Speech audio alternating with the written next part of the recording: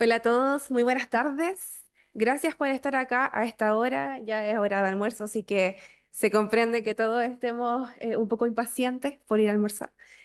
Em, También agradecer al CICIP por em, incluirnos en esta presentación, en el sentido de que es una de las más importantes en Chile y a nivel internacional. Agradecemos desde ya esto y bueno, yo voy a contarles un poco acerca de lo que ha sido nuestro trabajo y experiencia realizando el proyecto de preservación de historia local. A propósito de lo que decía Felipe, claro está, siempre tenemos el problema de qué es lo que es patrimonial, ¿no? Más si consideramos que quién lo sustenta. Es decir, nosotros podemos ir a bibliografía, comprender, buscar una definición y buscar qué es lo que es. ¿Es lo que es antiguo? Si nos vamos a las leyes, decimos ya, esto tiene más de 70 años, quizás lo sea. O si vamos, por ejemplo, a los formatos, también tenemos que comprender el cambio que hay entre cada formato. Y por otro lado está el hecho de la memoria colectiva, ¿no? Y en nuestro caso, desde el año 2022, estamos gestando la planeación de este proyecto en el que ya estamos en la mitad. Se trata de un trabajo que estamos realizando con fondos de la British Library en el proyecto eh, de preservación y digitalización del diario La Patria en la década del 30.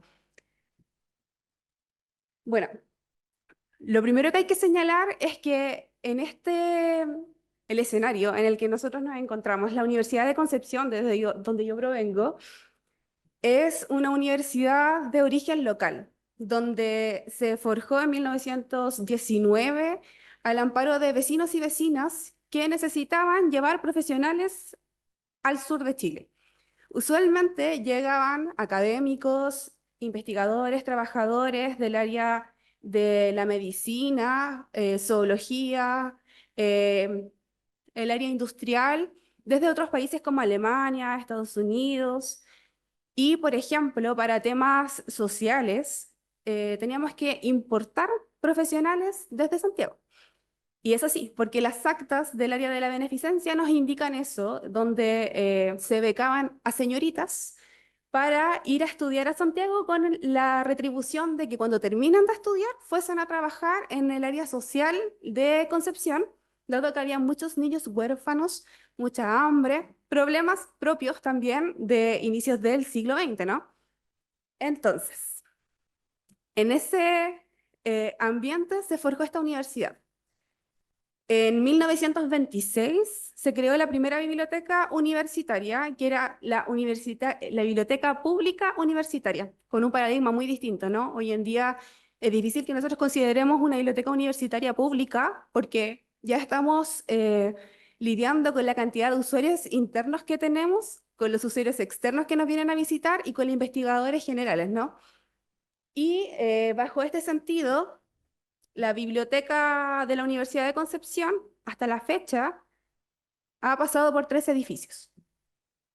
En un inicio, quien realizó la creación de la biblioteca fue Luis David Cruz Ocampo. Nuestra biblioteca se llama así hoy en día, en nombre de quien nos creó, fue académico también, embajador en la URSS y también en Santa Sede.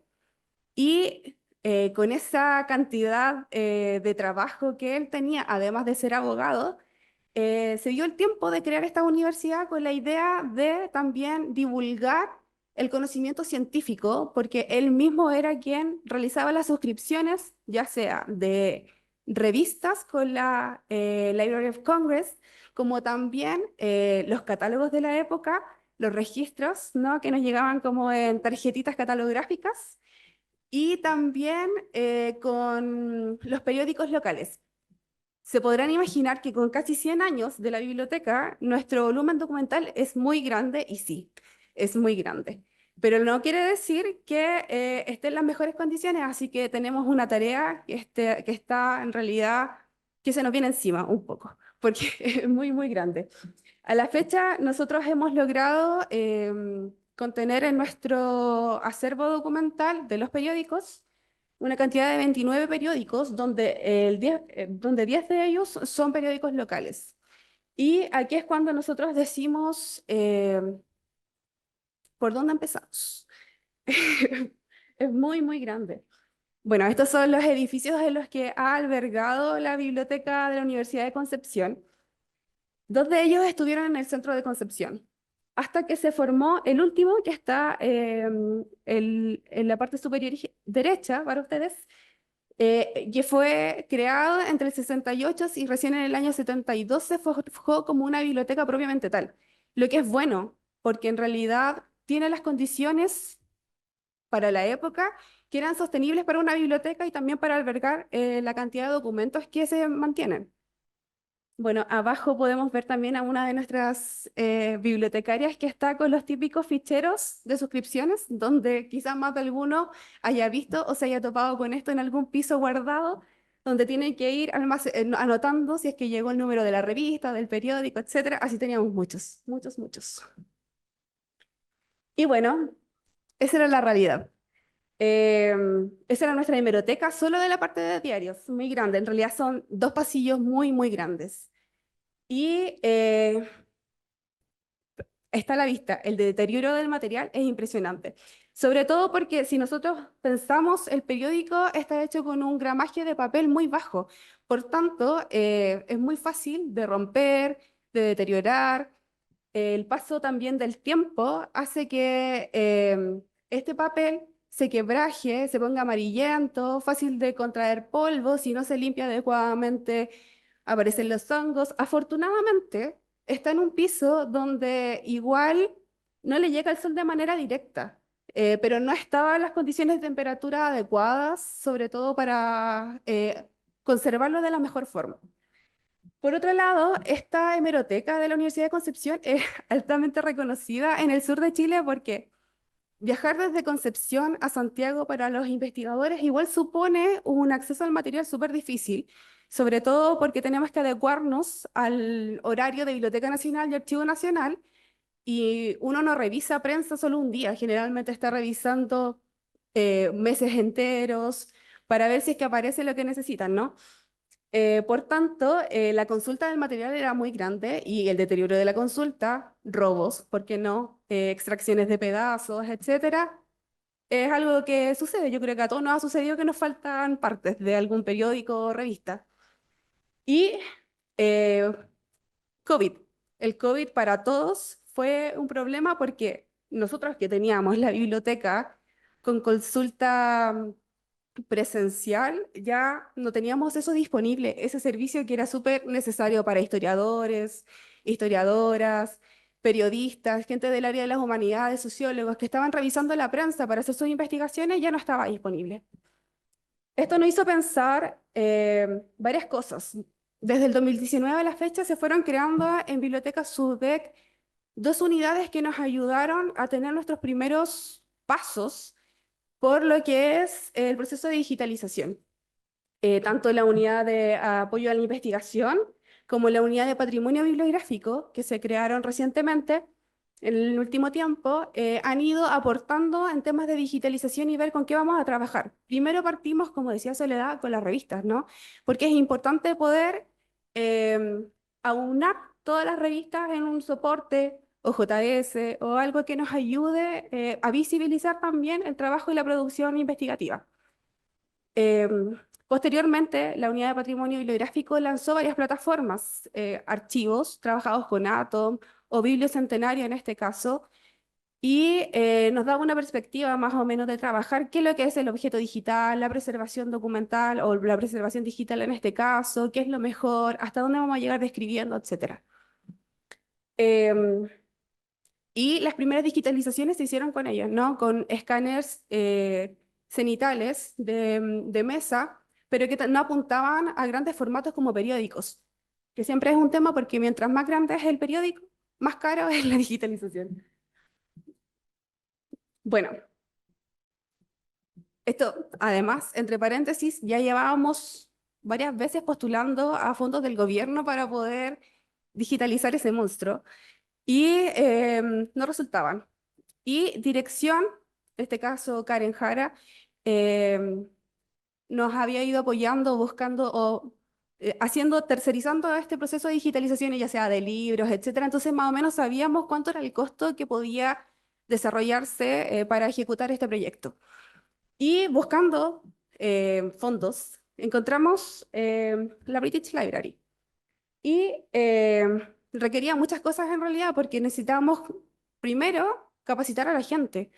Nuestra biblioteca, como la biblioteca del CICIP, no es tan grande, no tiene tantas bibliotecas, pero son más de 10, 12 bibliotecas, donde había más de 80 personas que había que involucrar en esta nueva forma, no solamente digitalizar el material, sino que dejarlo disponible, describir el material, porque dejemos de lado, y yo creo que todos nos hemos encontrado con esos académicos que dicen solo sacar fotografía y súbalo en algún lugar, mándame un PDF, está todo listo, ¿no?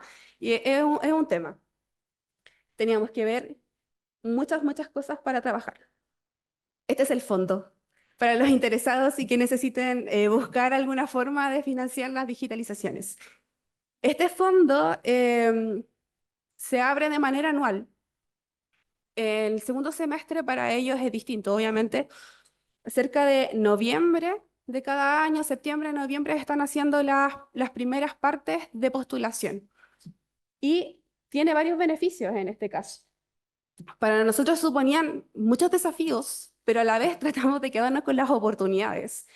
Porque, en primer lugar, nos permitían adquirir el equipamiento, ¿no? Y es súper caro comprar escáneres. Yo creo que aquí varios hemos tenido que ver problemas de que un escáner grande para periódicos o libros sale más de 20 millones, los más baratos, 30 millones, etcétera.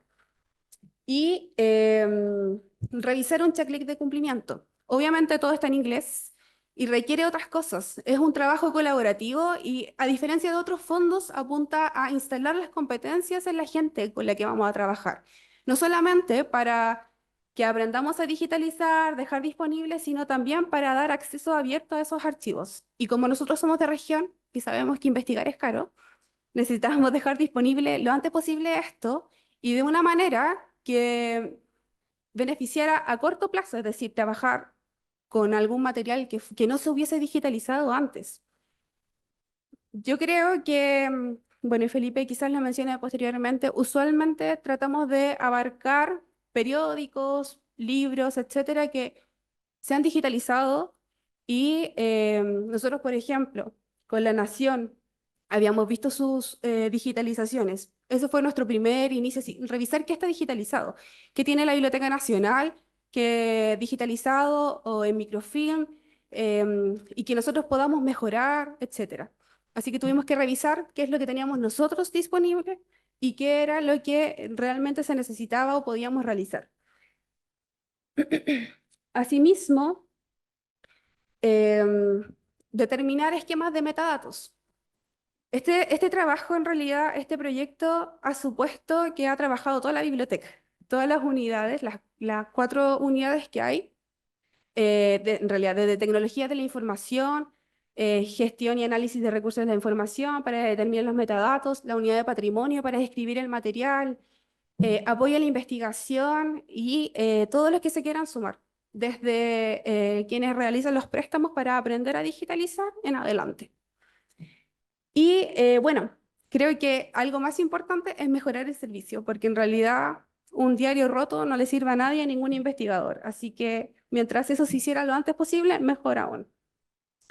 Y el último punto es súper importante porque además de que este fondo nos permite revisar y enlazarnos a nivel nacional e internacional con la biblioteca, la British Library, nos pide trabajar de manera colaborativa con otros archivos u otras bibliotecas o centros documentales que nos puedan custodiar el material, porque no solamente trabajamos a nivel de material físico con la limpieza del material y la conservación, sino también con las copias digitales. Y tenemos el apoyo de dos instituciones que nos van a resguardar ese material. Sí, sí, muchas gracias, Rodrigo Donosa, que nos ha ayudado también a esta postulación y que siempre es un dolor de cabeza postular en época contra muy rápido. Y también el archivo de Margot Loyola. Bueno, Lo más importante, ¿cómo seleccionamos el material? Nosotros vamos a trabajar con el diario La Patria, que es de la Sociedad Periodística del Sur. Em, el fondo nos daba muchas luces de cómo determinar las cosas. Nosotros fuimos descartando. Francamente, ellos nos dicen, ¿es antes de la década del 50? Si es antes de la década del 50, vamos. Derechos y permisos, los teníamos, nosotros tuvimos que investigar atrás. Ya, esta sociedad está activa aún, tiene periódicos vigentes y no, la mayoría de los periódicos con los que trabajaron, Diario La Patria, Diario La Patria, Austral de Osorno, etcétera, eran locales y no estaban activos, así que podíamos acceder a ellos. Está en riesgo desde lo ambiental, físico, el acceso de las personas, cómo se estaba realizando y el valor investigativo. Nosotros elegimos esta década porque tiene gran aporte en investigaciones futuras, desde el movimiento del MEMS, por ejemplo, una época donde Concepción también se estaba modernizando, antes del terremoto también del 39, donde Concepción cambió totalmente. Y también la industrialización que estaba realizándose en el Gran Concepción, ¿no? En Tomé, etcétera. ¿Está disponible? No. En este caso, en Biblioteca Nacional solo habían digitalizado algunas partes en el archivo de referencias críticas. Y antes de terminar, em, este trabajo nos ha permitido trabajar en equipo, en el sentido de que todos hemos tenido que abordar de una manera mixta, con conocimientos desde el patrimonio hasta metadatos, plataformas en las que vamos a trabajar, etcétera. Y hemos ido realizando desde la limpieza del material con brocha en mano hasta dejar disponible el material en alguna plataforma. Los originales o las copias digitales en este caso se envían a la British Library, pero nosotros paralelamente vamos a ofrecer un servicio creando una plataforma en DSpace que permita a la gente poder revisarlo de manera gratuita y a medida que vayamos digitalizando, subiendo el material. Y bueno, de esta forma, no perder el gasto económico que hubo por todos los directores y todos los grupos de bibliotecarios atrás y todas las labores realizadas con las suscripciones previas, solamente por el paso del tiempo, de una manera que podamos también preservar esa información importante para sus investigaciones. Y bueno, una imagen de lo que ha sido un poco trabajar desde la limpieza, reuniones, etcétera, hasta dejar disponible el material. Este proyecto termina en agosto de este año, así que esperamos pronto lanzar la plataforma. Muchas gracias. Aquí información.